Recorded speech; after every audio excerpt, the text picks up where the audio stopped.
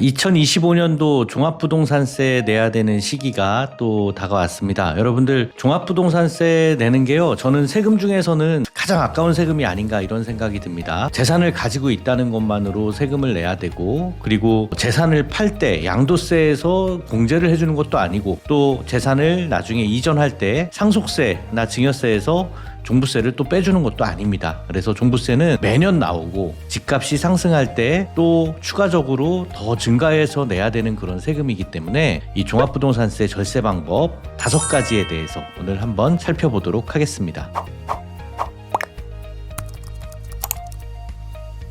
자, 종합부동산세 고지가 나왔는데요.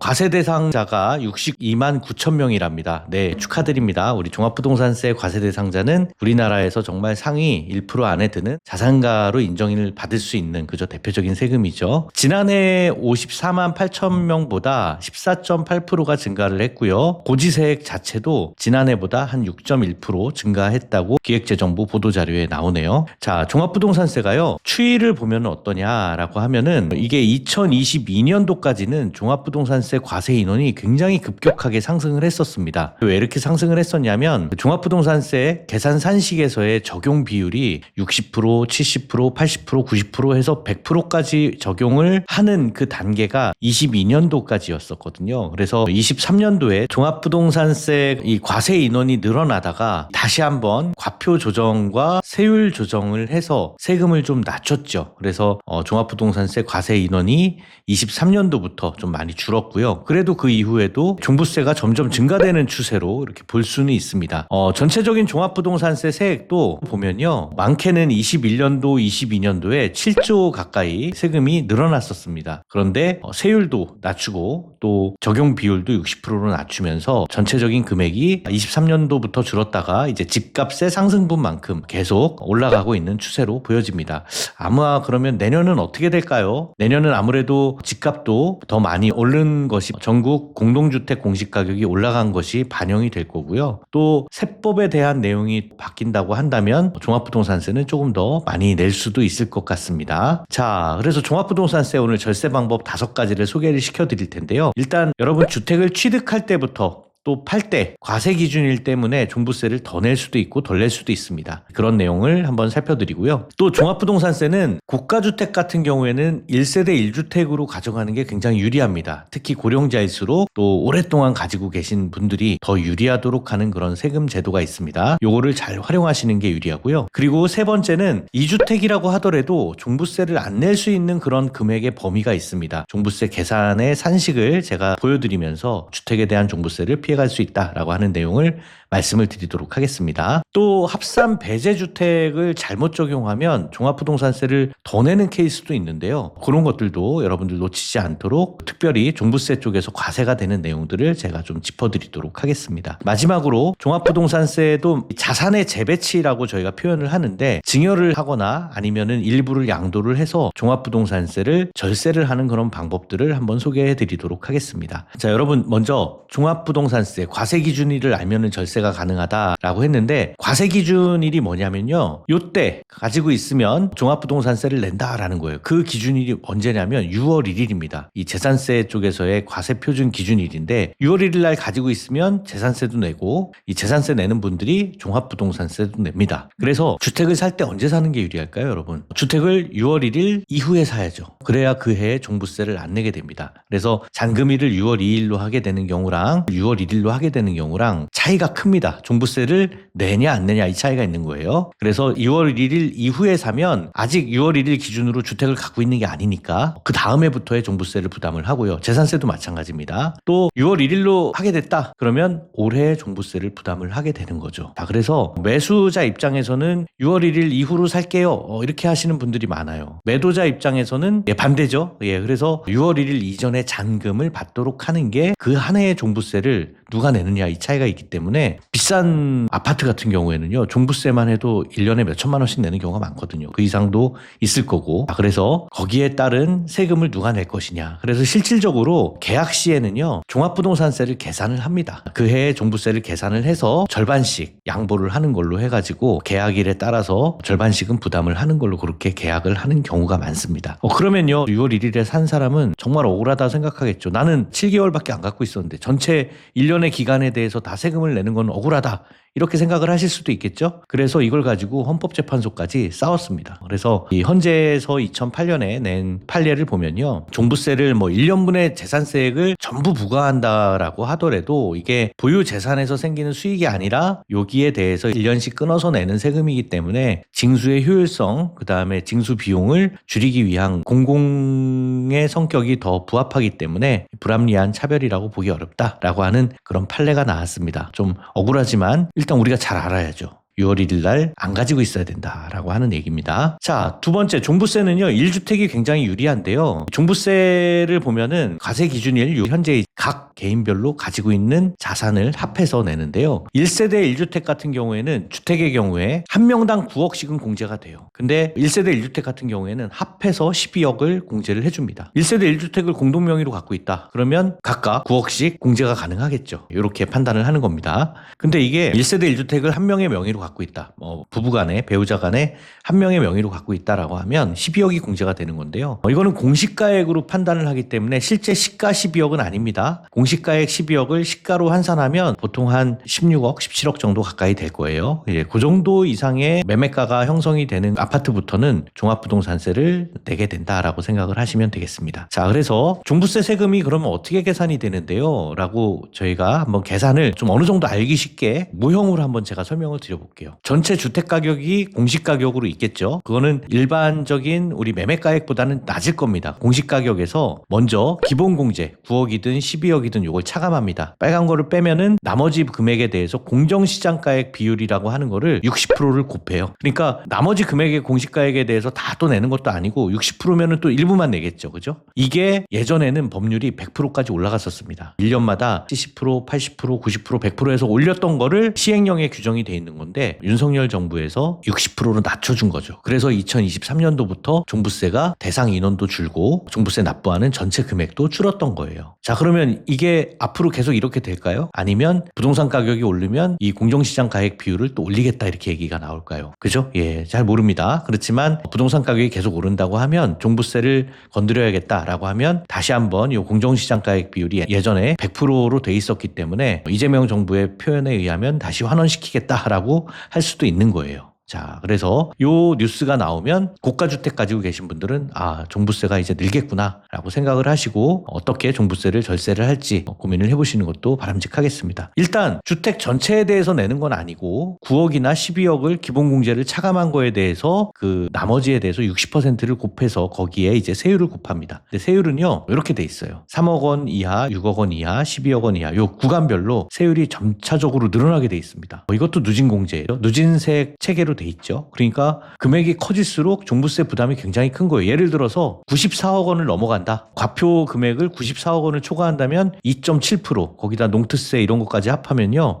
거의 한 3%를 내게 됩니다. 3%를 낸다는 거는요. 30년이면 국가의 집이 뺏겨진다는 얘기랑 그죠? 그러니까 종합부동산세는 굉장히 좀 무시무시한 겁니다. 그렇지만 낮은 금액으로 걸리는 것들은 그렇게 높지는 않다라고 생각을 하시고요. 이 세율도 2023년부터 낮춰줘서 이런 세율이 적용이 된 건데요. 이 세율을 높일 수도 있습니다. 그렇게 되면 종부세 부담이 2주택 이상부터는 굉장히 또 부담이 되겠죠. 자, 이렇게 세율을 적용을 하면 그래도 나는 세금이 너무 많은데 이런 집도 있을 거예요. 그래서 종합부동산세는요. 요 두 가지를 빼줍니다. 하나는 뭐냐면 재산세를 부담한 부분이 있죠. 12억을 넘어가는 부분에 대해서는 재산세를 부담했을 거잖아요. 거기에서 재산세 부담한 부분을 빼주겠다라고 하는 그런 제도가 있고요. 그래서 아니 이거 종부세는 재산세도 내고 종부세도 내고 이중과세 아닙니까? 이거 위헌 아닙니까? 라고 하는 것도 재산세를 차감해주는 과표 구간이 있기 때문에 위헌이라고 볼 여지는 없습니다. 중복해서 과세되는 건 아니에요. 재산세, 종부세 산식에서 재산세를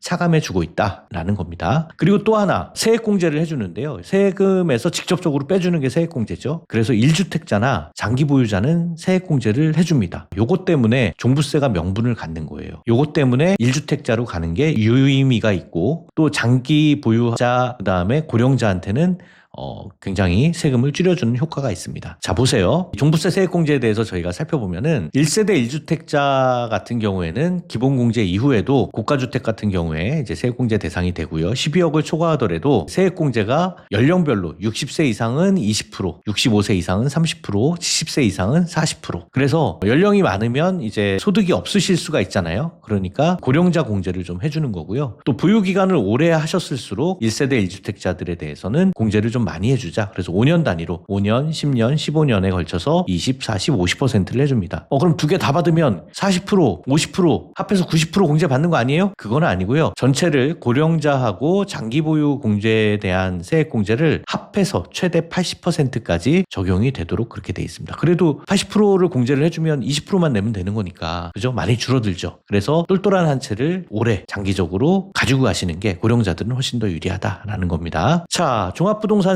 1주택자 같은 경우에 유의할 내용을 제가 좀 말씀을 드릴 건데요. 종합부동산세는요. 1세대 1주택자가 여러분 양도소득세하고는 조금 다릅니다. 종부세 1세대 1주택자는 어떻게 되어 있냐면 종부세령 2의 3 1항에 보면요. 1세대 1주택자란 세대원 중 한 명만이 주택분 재산세 과세 대상인 1주택만을 소유한 경우로서 한 명만이 1주택만을 소유한 경우래요. 그러면 공동명의는 1세대 1주택자예요? 아니에요? 아닌 거예요. 종부세법상에서는. 그래서 이게 조금 다릅니다. 양도소득세랑은. 양도소득세에서는 2년 거주, 3년 보유 이런 게 있었죠? 예, 그런 것도 없잖아요. 그래서 1세대 1주택이라고 하는 거는 뭐 세대로 1주택을 판단하는 건 맞지만 한 명만 1주택을 소유한 경우라고 해서 종부세는 1세대 1주택자가 좀 차이가 있고요. 그 다음에 조정지역 내에서 거주요건, 보유요건 이런 것들에 대한 개념은 없습니다. 그리고 종합부동산세는요. 재산세에서 이렇게 규정을 하고 있는 건데 주택이 뭐냐. 주택은 여러분 주택이 뭐예요? 아파트면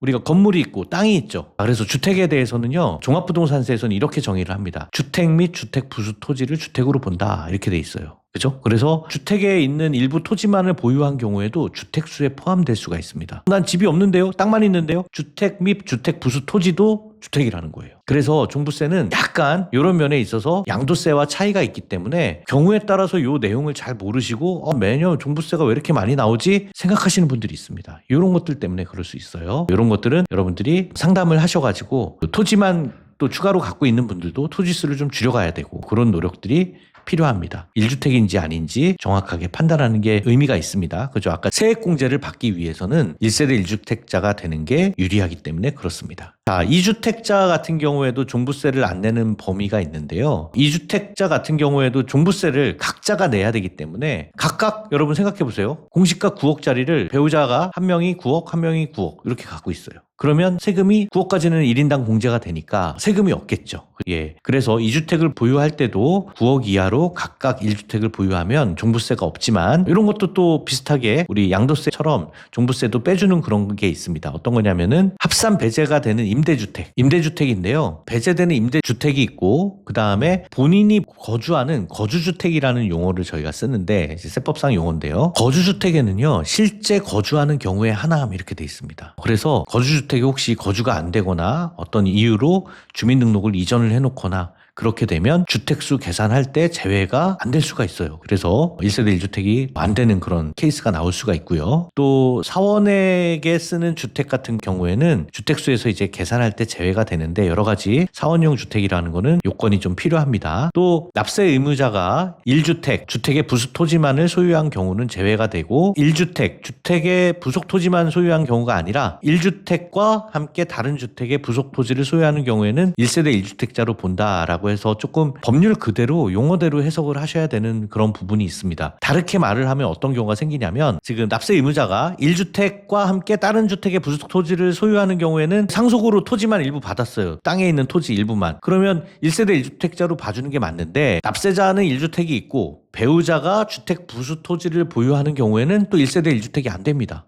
이게 좀 그 법률 문구 그대로 해석을 하면요, 그렇게 해석이 될 수가 있기 때문에 여러분들이 주택하고 건물이 있을 때 건물만 일부를 막 증여를 해준다든지 이런 거, 토지만 일부 그 배우자가 증여를 받았던지 이런 경우에는 종부세가 합산돼 가지고 1세대 1주택 비과세도 안 돼서 굉장히 많은 금액이 나올 수가 있습니다. 조심하셔야 돼요. 자, 그리고 마지막으로 납세 의무자가 1주택과 함께 신규주택, 일시적 2주택이라든가 상속주택이라든가 지방저가주택이라든가 인구 감소 지역 주택, 이런 것들, 지방 미분양 주택, 이런 것들이 이제 26년까지 새로 신설된 규정들인데요. 이런 것들을 소유한 경우에는 신청을 해서 2주택 빼주세요 라고 해가지고 나머지 우리 1주택만 가지고 종부세를 낼 수가 있습니다. 근데 이게요, 체크가 안 되고 그냥 다 과세가 돼서 나오는 경우가 많아요. 그러면 합산 배제 신고를 해야 됩니다. 그래서 여러분들이 종부세 나왔다고 해서 그냥 무조건 내지 마시고, 나는 조금 안 낸 거는 없는지 여러분 검토 받으시고 상담 받으시고, 너무 많이 나왔으면 줄일 방법은 없는지 요거를 상담 받아보시는 것도 좋을 것 같습니다. 자, 그래서 신청에 의해서 1주택으로 된다 말씀을 드리고, 종부세가 추징되는 그런 여러 가지 유의해야 될 사례들을 제가 좀 말씀드릴게요. 1주택인 경우랑 합산 배제 중에서요, 이런 케이스들이 많은데, 1주택자가 지방에 이제 농어촌 주택을 우리가 하나 샀어요. 배우자 명의로